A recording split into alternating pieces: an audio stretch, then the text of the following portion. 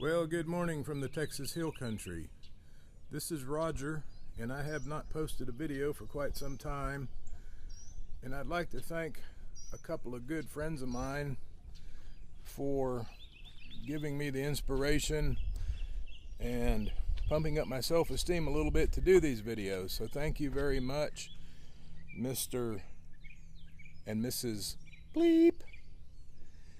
Today, we're out here in the Texas Hill Country, and I'm working on modified tiny homes.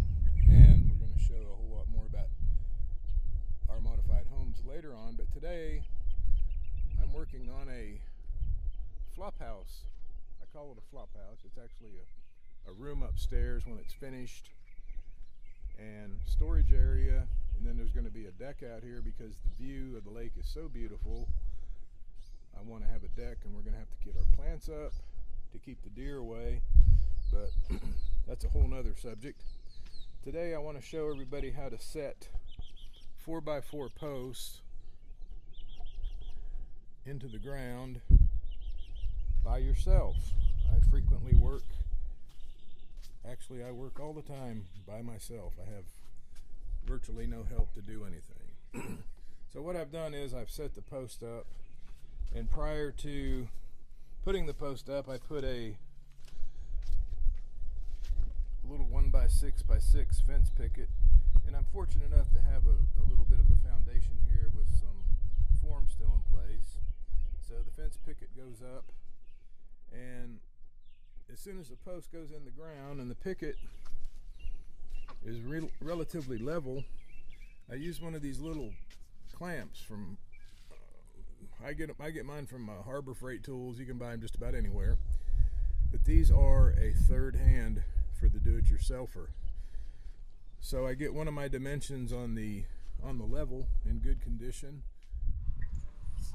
Okay, I had a little trouble with the field audio, so these clamps will hold this post level when you clamp the boards that you already have mounted into the foundation. Also, I have a board clamped onto the existing structure, and I'll just kind of lift it up and clamp it onto the post, so I'll have the right and the left, the right and the left portions of the post leveled out when I'm all done.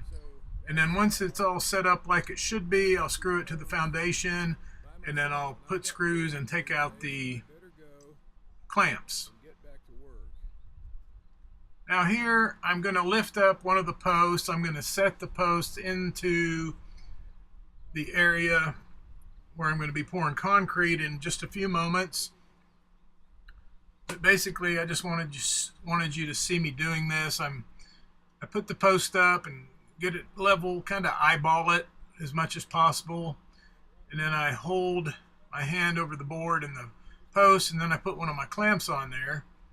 And behind me there's another board connected to the house with just a clamp, and hopefully it'll stay in place when I lift it up, and then I'll clamp it above my head.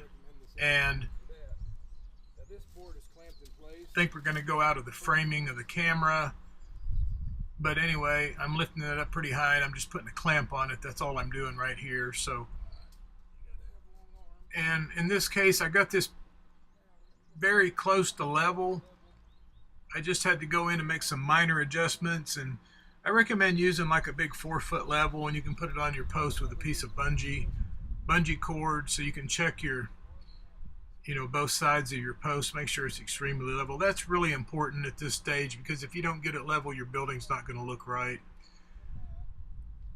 Now I'm going to go to how to pour concrete into the foundation of these posts. Well, I have a lot of scrap metal laying around because I use metal on the barn.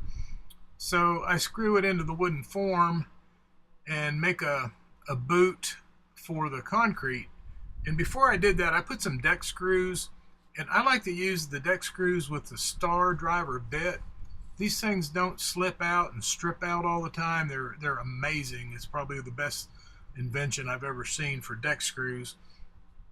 But I'll put 4 or 5 deck screws on the post down in the concrete, and that'll eliminate any lifting from like straight line winds you might have up here during a storm.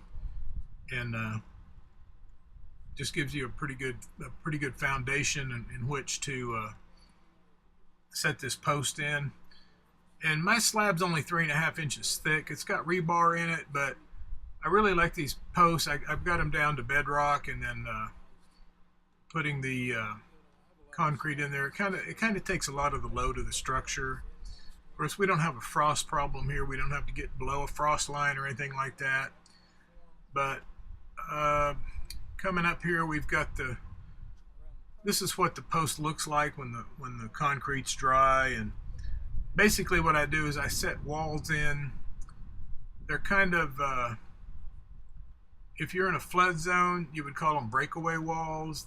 So I'm actually mounting the walls between the posts. They're actually mounted to the concrete foundation, the forms, and it ends up being a really sturdy structure. And my next phase here on the outside, I'll be putting the deck up. It's going to be a treated wood deck, and then I can start working on cutting the door opening for the little room and everything. Well, thank you all so much for watching. Have a good day, and God bless.